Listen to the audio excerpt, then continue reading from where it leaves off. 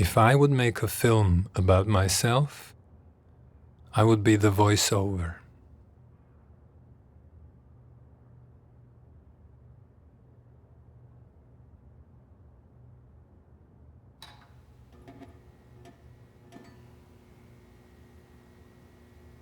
Can you hear me? Can you hear me? Can you hear me? Nobody else in any conversation pays as much attention to what is being said as I do. Everything that comes out of your mouth is important. Suddenly your thoughts are my thoughts. I am you.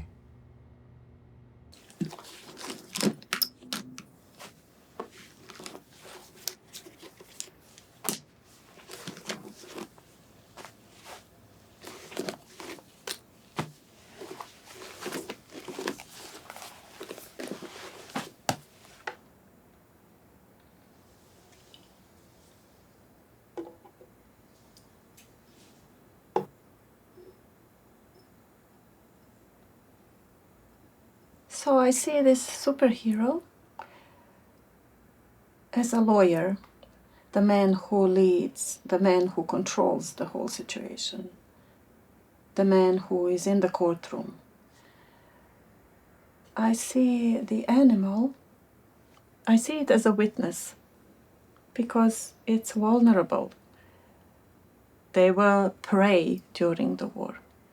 That's why I see a witness in this animal. The vase I associate with myself, an interpreter. The only purpose of a vase is to hold a flower, and our sole purpose here in this triangle is to provide interpretation, to facilitate the conversation, and nothing else.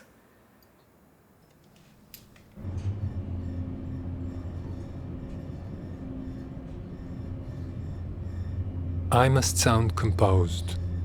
You don't need to know what is going on in my heart. It's important to give emotions, but I shouldn't be telling you, oh, by the way, this hurts me as well.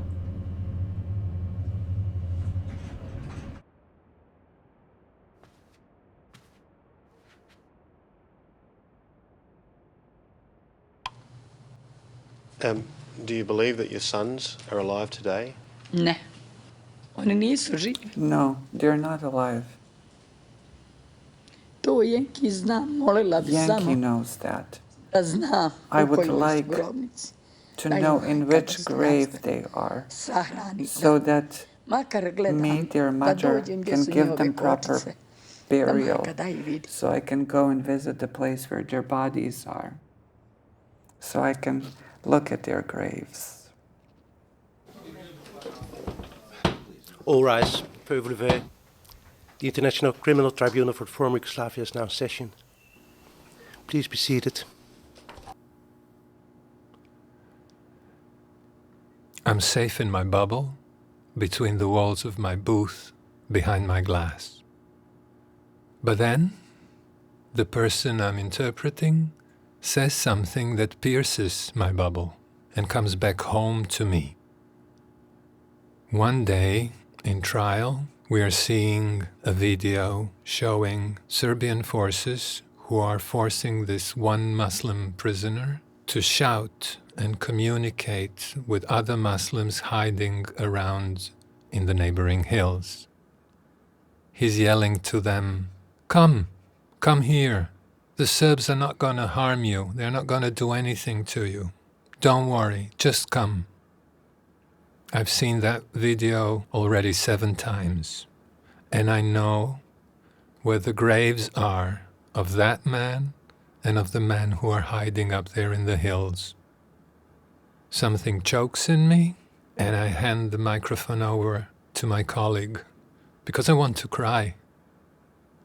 I know that if I try and say one word, tears will come, and strange sounds, muffled and unintelligible.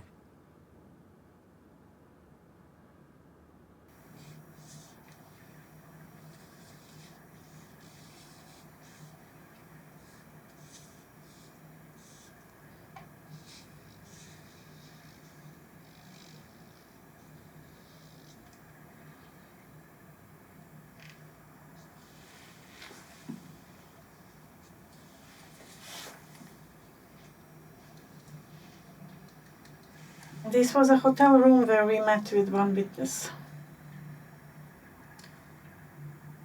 It was just one of those hotel rooms that are, same everywhere. A big bed and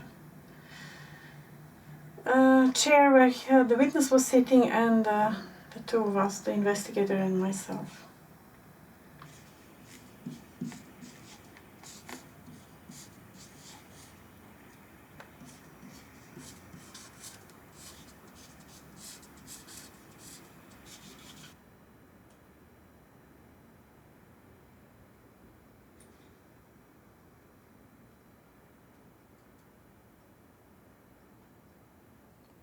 While being on a mission in Scandinavia, one of the places we visited was the home of an elderly couple.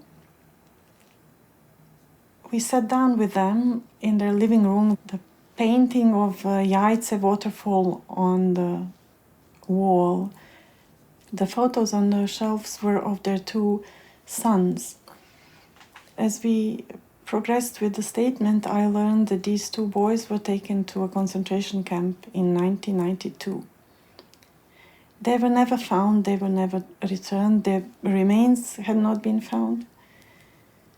And the story itself was very sad and terrible, but what struck me the most was when we asked the couple or the man actually, if he would like to have protective statements should he be called to testify. He said, "Oh yes, please, because if they hear that I am testifying in the courtroom, they might kill my boys, they might hurt them." And then I realized that they, after 8 years, they still believed that their children are alive. And that was just heartbreaking. Very, very hard to hear.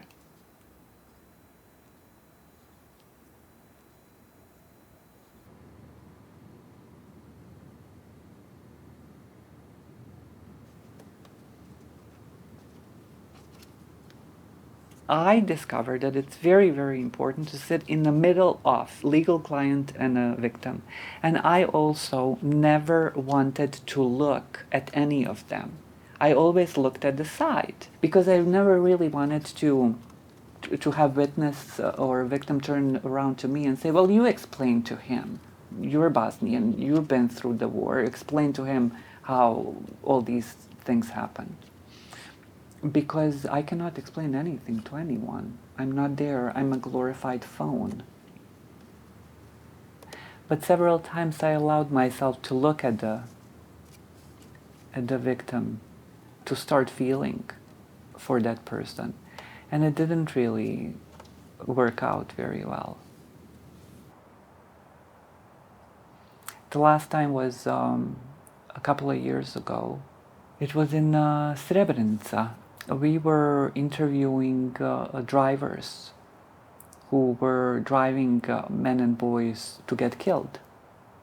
There was this driver, and he started to tell a story about how he drove with a boy, a Muslim boy, and they were singing with all these men waiting to be driven to execution in the trunk, in the back.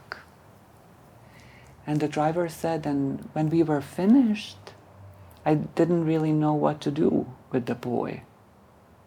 I called back to the headquarters, and the duty officer got up. He drove for 45 minutes.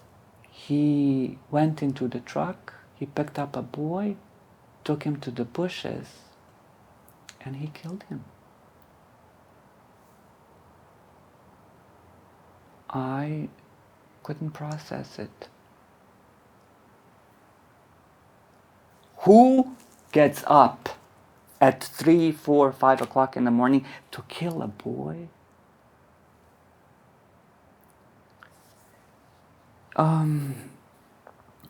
I came home that evening and I started drinking. And I was drunk for a month. I wanted the energy of that boy, I wanted it in my home.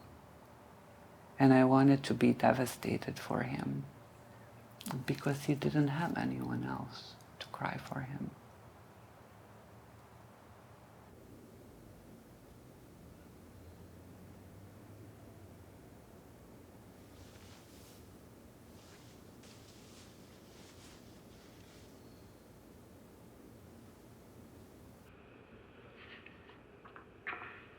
Omarska camp was operational for quite a long time. It's the camp that it was the first discovery by Western journalists of something really wrong going on in Bosnia.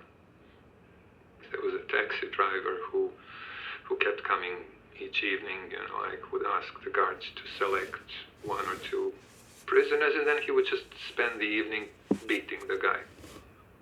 And there was this witness, I interpreted for him twice in courtroom, in two cases.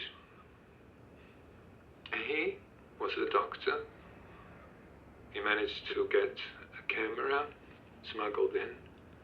And then he decided to do something so incredibly brave. He took photos of the people he was treating, of their wounds, of their bruises, documenting what was going on, just in case he survives and can show that to the world. He wanted to make sure that later nobody can say it didn't happen. I asked once to give me a tape of his testimony, and I have a recording somewhere. I was that impressed. It is hard to describe the situation there at that moment, at that place. There was general confusion, general chaos. People were moaning, crying. There was shooting.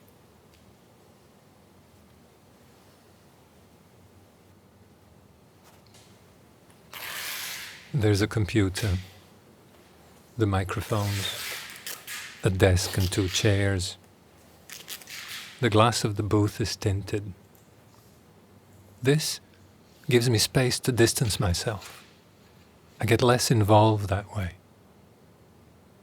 It is different when I do consecutive interpretation, when I'm sitting at the same table with the witness or the accused. When I can smell them, they become more human to me, and it makes it harder to distance yourself.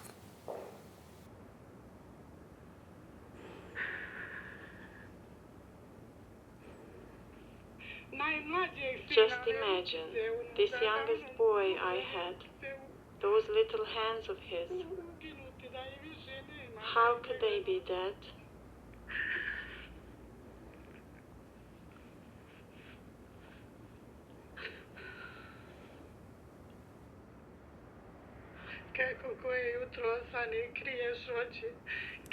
Every morning I wake up, I cover my eyes, not to look at other children going to school and husbands going to work, holding hands.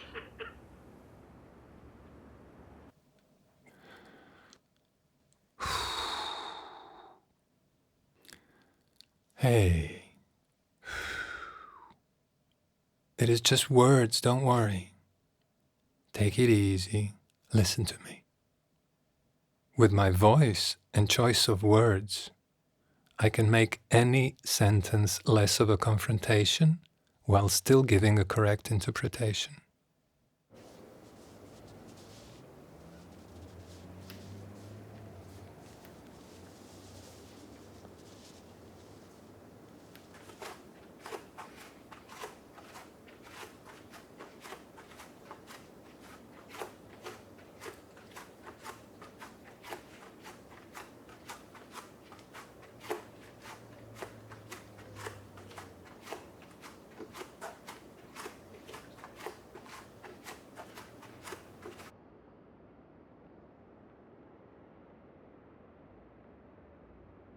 My first job with the ICTY was actually just upon the discovery of the secondary mass graves of Srebrenica men and boys.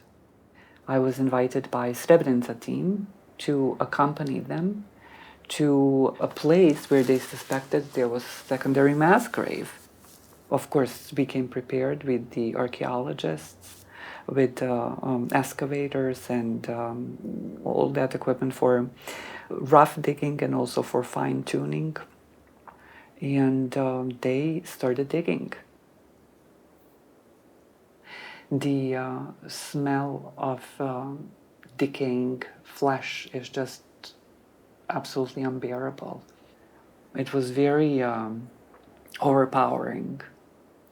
I didn't really want to approach the area. I didn't really want to go and see. One of the archaeologists started talking to me and she said, well, did you go to see the corpses and so on? And I said, no. And she said, why don't you go and see what they did to your people? And then I looked at her and I thought to myself, well, she's absolutely right. If I was born 20 kilometers to the right, this could have been my corpse in this mass grave. And I got up and I went to see. I looked at all those corpses there, and their smell wasn't all that overpowering for me anymore. I looked at them and I said the Muslim prayer for the dead, and I felt good about myself and felt good about what I have done, that I saw them, that could have been me.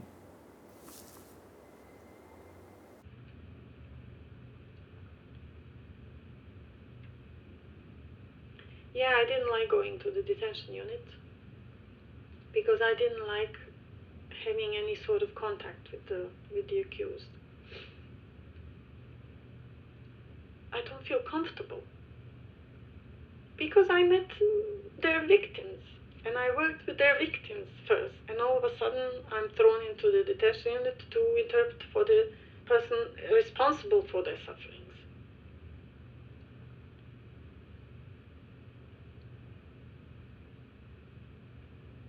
You know, I suffered during the war and I understand the suffering of the people who came to testify. But it is weird when you meet a guy who was in the paramilitaries, and like 5 minutes before he was talking about capturing guys, putting a rat on his stomach, covering the rat with a pot and heating the pot so that the rat could dig out the guts of the guy who was alive. Can you imagine that? He said that story in the proofing session. Like, I don't want to be, alone in the room with this guy. Protect me. You feel uncomfortable because had we met 15 years ago, I would have been the victim, for sure.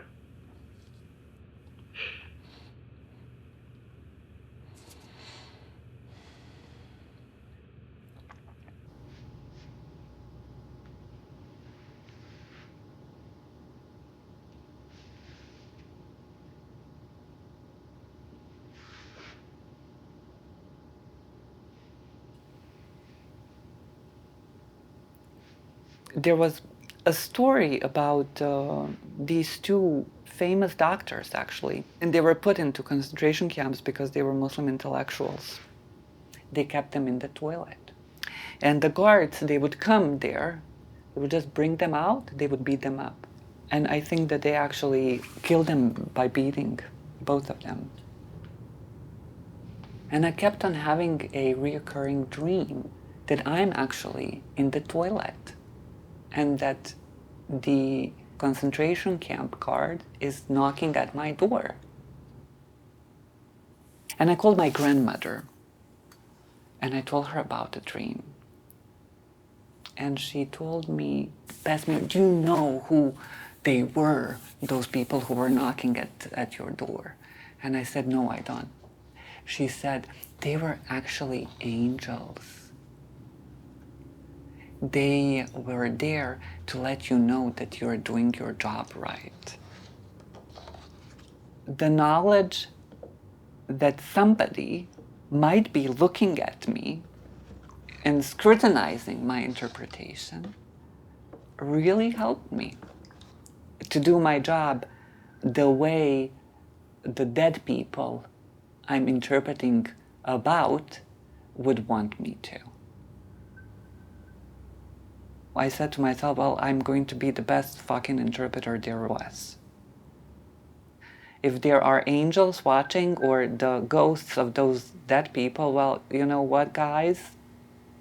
You can count on me.